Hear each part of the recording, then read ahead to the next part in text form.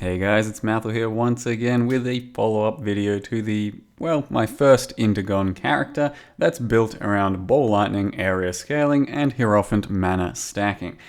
These days, as I mentioned in the last video, it's pretty simple to build around an Indigon. I haven't even gone all that hard on mana because you can go quite a bit harder with certain gear pieces and hit well over the amount that I end up hitting, which is 4,000 in the end. Some people get 5, 6, 7,000 and a lot more mana regen, but I thought this was adequate for the character I was building. And yeah, it's pretty simple to get this amount of mana and the amount of mana regen thanks to the enduring mana flasks and a few of the little flask nodes on the tree. The only real big change I made since the last video was getting a Clarity Watcher's Eye for another 30% increased mana regen. So in the end, I should be rocking something like 1500 mana a second while all of my regen and enduring mana flask is up. Something like that, and that means I can get my ball lightning stacking my mana up to about 1,000, about 1,500 before it starts to really chunk away at my mana, and then I can't sustain it anymore. And that does end up being a bit of a problem from time to time. But it's not too many situations where you actually get to stack that high and maintain it. Maybe some delve action, maybe during a start of a fight in a boss, but rarely will you ever really impact or have your mana that impacted that you can't cast and then can't regen well enough through mind over matter. For the most part, it's still pretty smooth and maintainable, and I haven't gone out of my way to increase the mana cost of my skills with anything like Voidbringers or the specific jewel that can do it. Instead, just relied on pure ramp when I want the ramp, because I don't always want to be running a huge mana deficit, and for the most part, the damage isn't all that horrible without the Indigon stacking either. That said, for a lot of the content, we really do want an Indigon stack, and it really pays to get quite a bit of ramp going before a fight, and most fights in the game right now do let you have that ramp once you get your ramp going and press your Vile Stormcall, which is a button I have not had in the build for, or in any build for a good decent while because it just hasn't been necessary. Things go pretty hectic.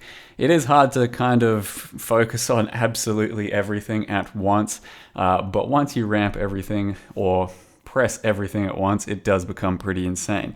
That said, you have to press a lot of shit here. We've got to ramp up like 10 seconds of ball lightning action, press all your flasks, press the focus button, press Vile RF, regular RF, the storm call, and also have some ball lightnings going. When all that lines up though, holy shit, it's pretty nice to see. And this is an example of my deepest delves. I'm almost at depth 600. Some of the nodes can be super dangerous. Some of them can be really annoying.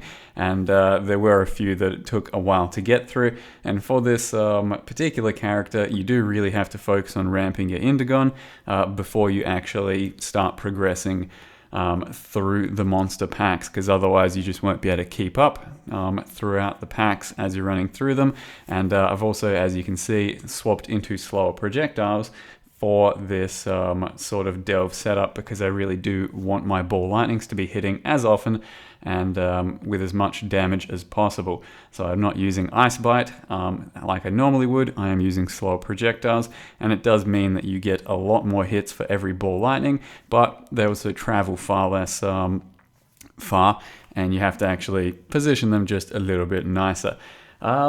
And then there's the single target. So I do have a few little examples of the single target. And like I said, there are in most cases, plenty of time to ramp your damage, and ball lightning's pretty damn meaty. It is fairly similar in the end to a magma orb playstyle, I'd say, for your damage. Once you get the balls rolling and ramped, it becomes just an unstoppable force of death.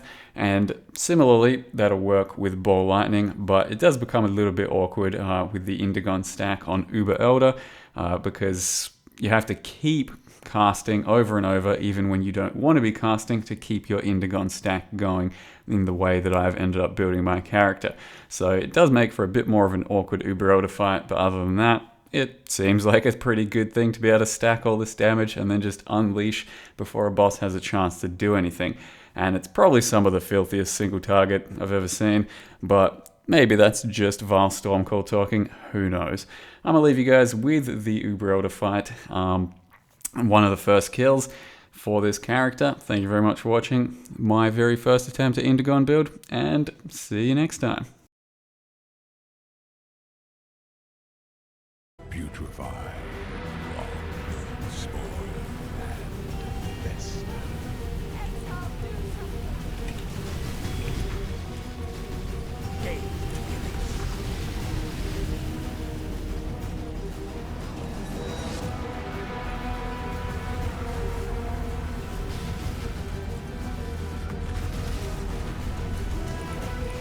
Yeah, you're right. That fucking turn to shroud circle is pretty annoying.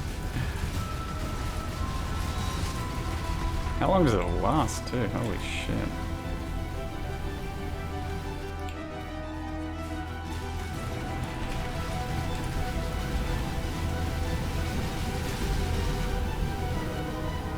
Okay, we got procs going, that's good.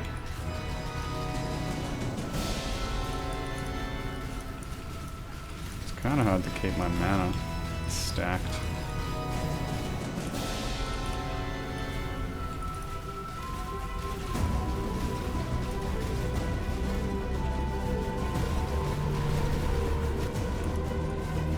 Alright, so we Vile Stormcall this time.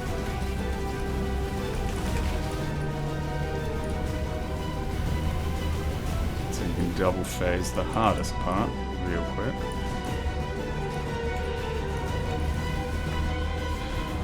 Shit, I'm gonna have another Vile Stormcall ready to go. That's insane. Didn't press a Vile RF yet either. Totally could. But yeah, I don't think I'm stacking up Indigon that well anymore.